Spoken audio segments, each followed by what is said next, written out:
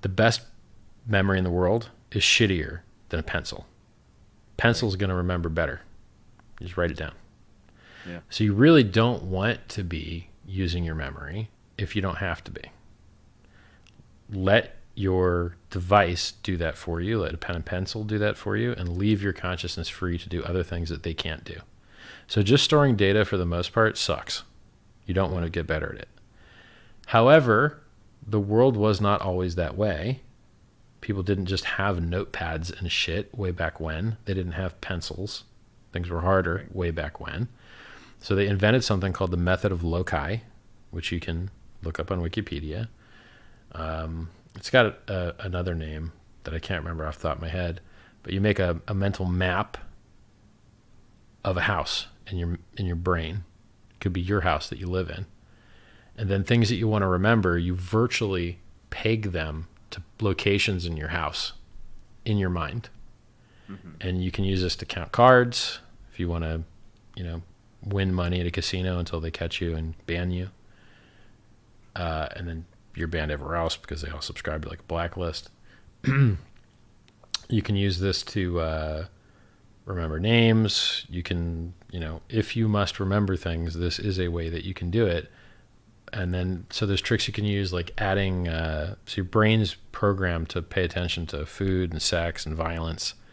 And so if you attach food and sex and violence to the pegs, the things that you're pegging, then they're more likely to stick.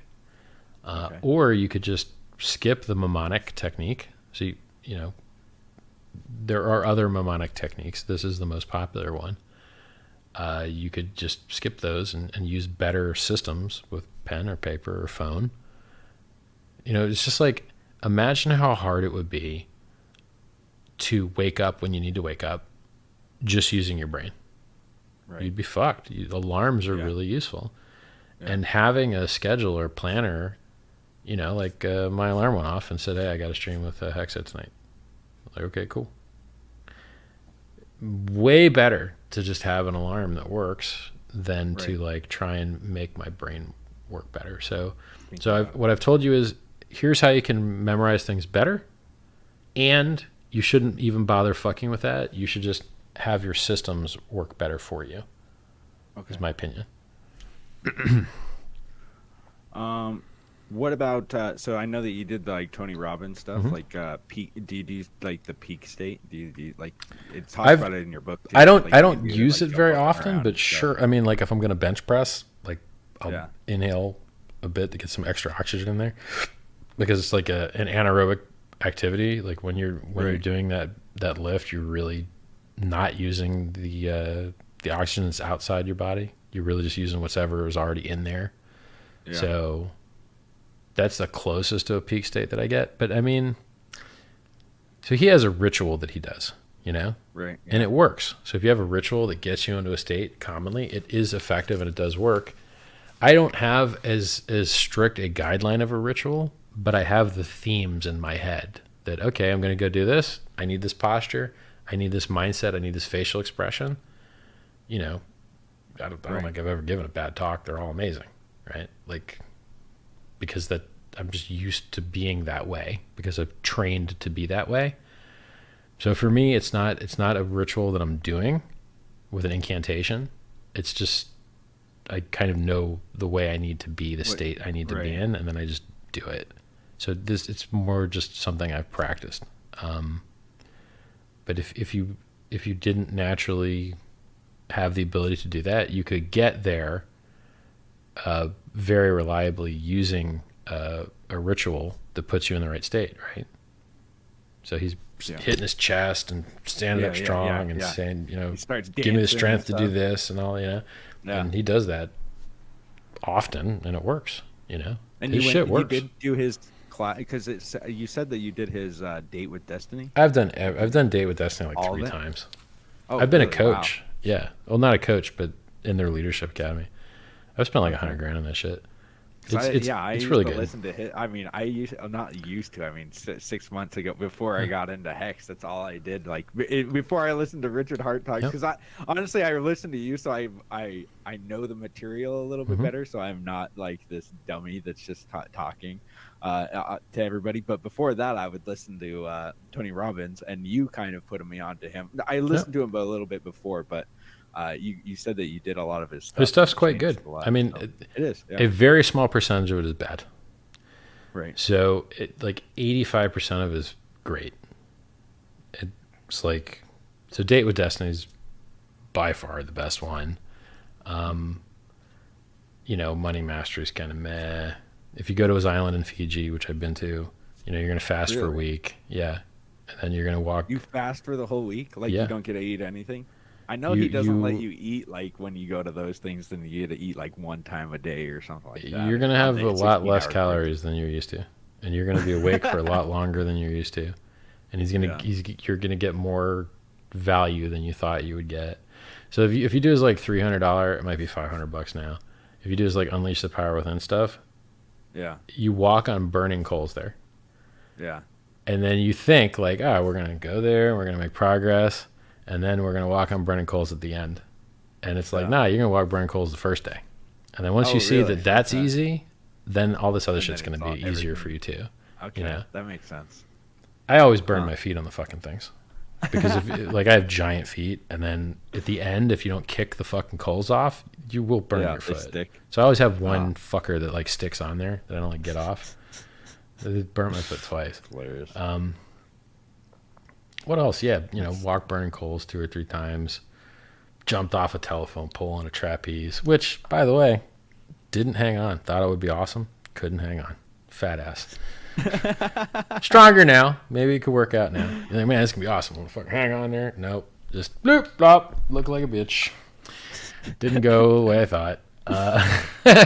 Got to practice this shit, man. I am a trapeze artist. I'm gonna jump on some trapeze. It's the first time, yeah. This is my first go around here. Yeah.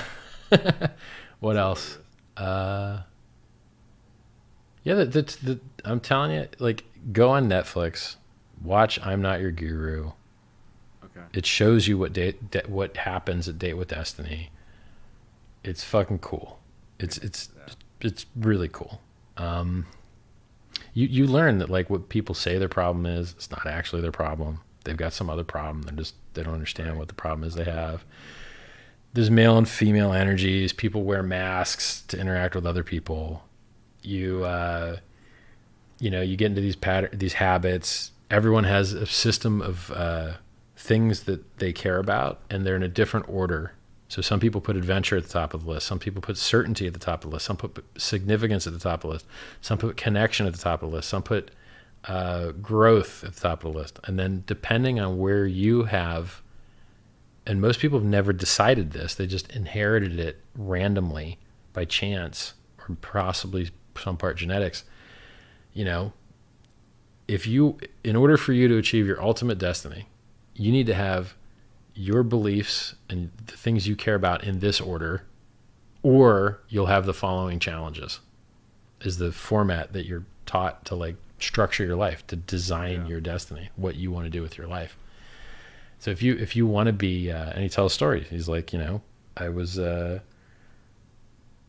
was putting together a talking program, and he was working with Guthrie Renker, who's like the biggest, at the time, tape producer, like if you had, VHS? Audio tapes, cassette tapes at the time is how you would spread this type of data before the internet existed. He thought, I really want to make this, I want to not just work harder, I want to work smarter. So I'm going to cut a really good deal here, And what I'll tell you, one of the things that I got from Tony that I thought was really interesting, and probably there's a shitload of things, but one of these was, he used to be like a tax denier. And he's like, fuck this. I'm not going to let him tax me and all that shit. And he says he became more free when he quit trying to be free. Oh, yeah. That's interesting. Let's think about that. So you have guys that hide. Right. They don't want anyone to know they exist. I used to do that. But now I have a YouTube channel. Well, which way worked better? the YouTube channel did. Right. So I became more free by allowing myself less freedom in a certain place, anonymity, right? And so it's this really interesting dynamic of, you will be more cool if you quit trying to be cool. You will be more free if you quit trying to be free. True. And that's fucking like, that's cool shit. I'll tell you another one. So you go to this Unleash the Power Within, right? 3-day thing. And he's telling you, okay, look, you guys out there, you've got limiting beliefs. Some of you think you're too old. Some of you think you're too fat. Some of you think you aren't smart enough. Some of you think you don't have the money. Some of you don't think you have the time. Everyone, go write down what it is that you think's holding you back. And I'm like, that's stupid. I know what I am. I don't believe any of that. And he says, okay, now for you guys out there that don't think you have any limiting beliefs, you just found your first limiting belief. Ah, shit. Huh. Okay, let me think about this. Well, I guess I am fat, and so I guess I have some belief that that's okay, because I'm not really working on it at the time any hard, right? So I guess I have like a hidden belief that it's okay to be fat. Oh, shit.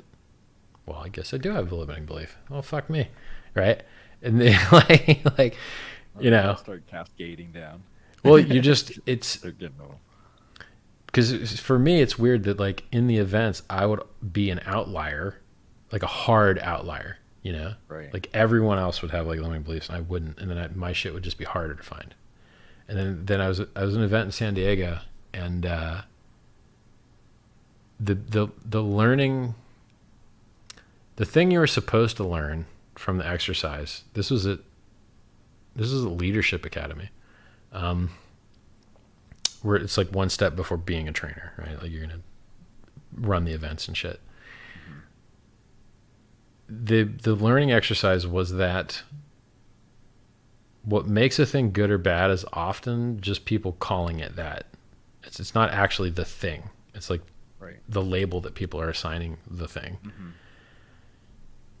And then they like phrase the exercise with like a logical question that like, if the person drew this, then you get this outcome. And if they drew that, they got that outcome. And I was the only person out of like, I don't know, 200 people or something that just would not get it. I wouldn't get it because it's not logical. Right. And my brain is like, no, you said it was that. And now you're saying it's this. So I don't give a fuck. We're going to be here all day long. Right. I don't know, you know? But the game was that there was like a meta game, like a side channel that wasn't declared, and then everyone kind of figured that out. And I was like, nah, I'm in this game here. You know?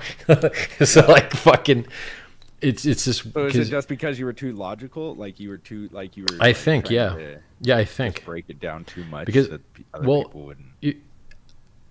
There's this, if you're trying to find a path to a place and you're in a maze, you have to decide how far you go down a path before you fucking say this ain't working, and then go back and try another path.